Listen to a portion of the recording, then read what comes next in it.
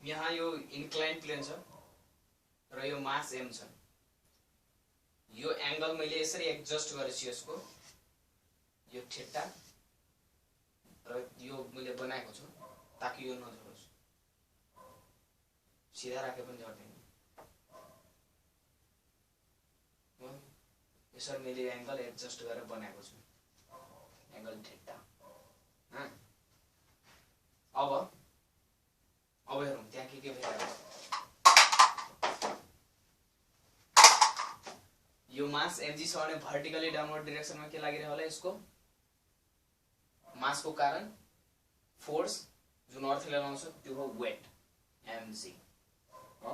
र यसको कम्पोनेन्ट हुन्छ दुईवटा परपेन्डिकुलर डाइरेक्सनमा, यतातिर यो एंगल थीटा छ भने यो एंगल पनि के हुन्छ, थीटा हुन्छ। त यतातिरको फोर्स, यतातिरको यो फोर्सको कम्पोनेन्ट के हुन्छ, जतापट्टि थीटा हुन्छ त्यतापट्टि के हुन्छ, कस हुन्छ, त्यही हो के हुन्छ mg cos थीटा हुन्छ यतातिर। र यतातिर यसको कम्पोनेन्ट के हुन्छ, mg थीटा छैन त्यसैले के हुन्छ sin थीटा। अब हेरौँ यसको टेन्डेन्सी कतातिर हुन्छ झर्ने। मैले यसलाई यहाँ राख्यो भने यसको टेन्डेन्सी कतातिर छ झर्ने, यसको टेन्डेन्सी यसै राख्नु तलतिर छ।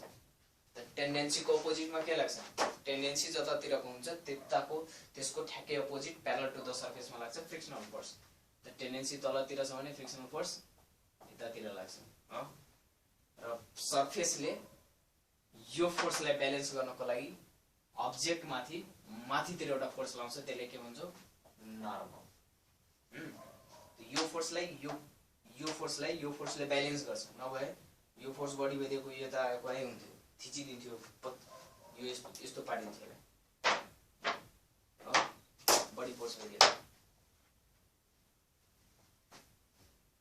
तर पार्न सकेको थिएन किनकि नर्मल यसलाई यो सर्फेसको जुन फोर्स थियो त्यो पेपरले यो माथि फोर्स लगाइरहेको थियो, त्यो हो नर्मल। अब हेरौँ यो एंगल थीटा मैले यसरी बनाएर राखेको छु यो ताकि यो नलड्छ भनेपछि इक्विलिब्रियममा छ। भनेपछि यो फोर्स र यतापट्टिको फोर्स इक्वल छ र यतापट्टिको फोर्स इक्वल छ। अब यो फोर्सको बारेमा कुरा नगर्ने किनकि यसको कम्पोनेन्ट दुईवटा हामी निकालिसकेका छौँ। Frictional force is equal to mg sin theta र normal reaction is equal to mg cos theta हो। अब हामीले यो के होला, झर्डा छैन, मैक्सिमम के होला, मैक्सिमम एंगल छ, त्यसलाई हामी एंगल अफ रिपोज भन्छ, एंगल अफ स्लाइडिङ। मैक्सिमम कति एंगल बनाउने, मैक्सिमम एंगल तल एंगल थोरै बनाउँदा त झर्दैन, यसै यहाँ म बनाइरहेको छु त्यो थोरै एंगल बनाउँदै झरिरहेको छैन, अझै एंगल म यो एंगल बढाउँदै गइरहेको छु, झर्दैन। मैक्सिमम कति एंगल आउँछ झर्न जान्छ, मैक्सिमम यति एंगल, त्यो मैक्सिमम एंगलको कुरा गरिरहेको छ हो। यो मैक्सिमम एंगलमा कति हुन्छ त, मैक्सिमम एंगलमा जुन मैक्सिमम यो फोर्स के होला, तोड्ने यसको र यसको मैले त्यो के भन्छ यसलाई इन्टरलकिङ तोड्ने फोर्स हो, पुरै तोड्ने फोर्स। त मैक्सिमम फोर्स होला, मैक्सिमम स्टैटिक फ्रिक्सनल फोर्स होला यहाँ, त त्यो के हुन्छ limiting force, limiting frictional force. Maximum static frictional फोर्सलाई नै हामी के भन्छौँ, लिमिटिङ फ्रिक्सनल फोर्स हो। यहाँ मोसनको कुरा भइरहेछ नि, त्यसैले काइनेटिक फ्रिक्सनल फोर्सको कुरै हुँदैन।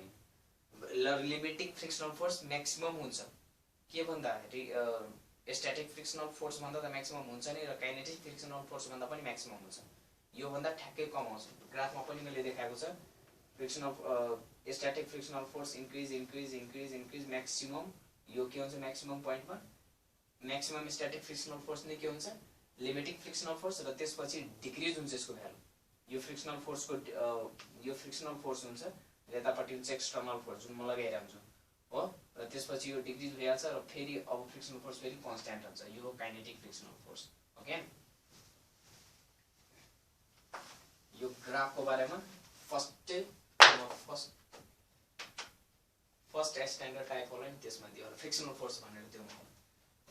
अब हेरौँ यो मैक्सिमम होला, त्यसलाई हामी लिमिटिङ फ्रिक्सनल फोर्स लेखेको पनि हुन्छ, ल ठिकै छ, limiting frictional force.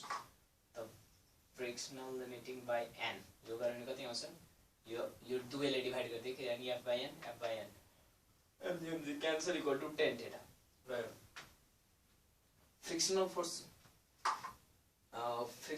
Equal to के हुन्छ, coefficient of friction into normal reaction, अनि frictional force divided by normal reaction equal to mu coefficient of friction हो। तो यसलाई हामी tan equal to coefficient of friction mu लेख्न सक्छौँ। तो टेन थीटा इक्वल टु के हुने भयो म्यू, तो theta equal to ten inverse mu हो। र हामीलाई के फाइदियो भने, के थाहा भइदियो भने, अब हामीले के एंगल थीटा पाइहाल्यो र यसलाई नि भन्छ एंगल अफ रिपोज या एंगल अफ त्यो। र यही ल्याबमा हामी यही गरेर यो लिमिटिङ स्ट्याटिक फ्रिक्सनल फोर्स कति होला यो अब्जेक्टको र सर्फेसको बीचमा स्ट्याटिक फ्रिक्सनल फोर्स कति होला, यही यसै गरी फाइन्ड गरिन्छ ल्याबोरेटरीमा हो। म्याक्सिमम स्ट्याटिक फ्रिक्सनल फोर्स यहाँबाट आइहाल्छ, म्याक्सिमम एंगल यो भने, र म्याक्सिमम स्ट्याटिक फ्रिक्सनल फोर्स आइहाल्यो भने त्यसलाई नै भन्छौँ हामी लिमिटिङ फ्रिक्सनल फोर्स। र लिमिटिङ फ्रिक्सनल फोर्स मानौँ 5 न्युटन आइदियो भने त्योभन्दा कम जति फोर्सहरू हुन्छ नि त्यो सबै के हुन्छ स्ट्याटिक फ्रिक्सनल फोर्स, र त्योभन्दा बढी जति फ्रिक्सनल फोर्सहरू हुन्छ त्यो के हुन्छ काइनेटिक फ्रिक्सन। त्योभन्दा जति बढी त्योभन्दा बढी लाग्दैन मोसन स्टार्ट हुन्छ, र त्योभन्दा बढी फ्रिक्सनल फोर्स जरुरी छैन कि काइनेटिक फ्रिक्सनल फोर्स नै होला, त्योभन्दा बढी एक्सटर्नल फोर्स लाग्ने काइनेटिक फ्रिक्सनल फोर्स हुन्छ, यो फोर्स बढी गइदियो भने। तर त्योभन्दा काइनेटिक फ्रिक्सनल फोर्स कम पनि हुन सक्छ, तर स्ट्याटिक फ्रिक्सनल फोर्स त्योभन्दा कम सबै हुन्छ। काइनेटिक फ्रिक्सनल फोर्स जरुरी छैन कि त्योभन्दा बढी होला, त्योभन्दा कमै हुन्छ, किनकि static frictional force, kinetic frictional force र लिमिटिङ फ्रिक्सनल फोर्समा सबसे बढी हुन्छ लिमिटिङ फ्रिक्सनल फोर्स हो, र स्ट्याटिक फ्रिक्सनल फोर्स त सेल्फ एडजस्टिङ हुन्छ, त्यसैले त्यसको लिमिटिङ फ्रिक्सनल फोर्स भन्दा कम जति फोर्सेसहरू हुन्छ त्यो सबै हुन्छ स्ट्याटिक फ्रिक्सनल फोर्स हामी भन्न सक्छौँ। र यहाँ थियो यो। अर्को हुन्छ कि angle of friction. Angle of friction कसलाई भन्छौँ भनेदेखि यो कुनै अब्जेक्ट छ त यसको फ्रिक्सनल फोर्स, यसको नर्मल रिएक्सन यो एन हुन्छ र फ्रिक्सनल फोर्स एफ हुन्छ। त यसको जुन रिजल्टेन्ट आउँछ, रिजल्टेन्टले जुन एंगल, यो दुईटाको रिजल्टेन्ट लिने हो भने यसको रिजल्टेन्टले एंगल जुन नर्मलसँग बनाउँछ त्यसलाई भन्छौँ हामी एंगल अफ फ्रिक्सन। त्यसलाई के भन्छौँ एंगल अफ फ्रिक्सन। र angle of friction equal to angle of repose छ माथि, त्यही हुन्छ रिपोज या एंगल अफ स्लाइडिङ, त्यो हुन्छ यो केसको जहिले पनि।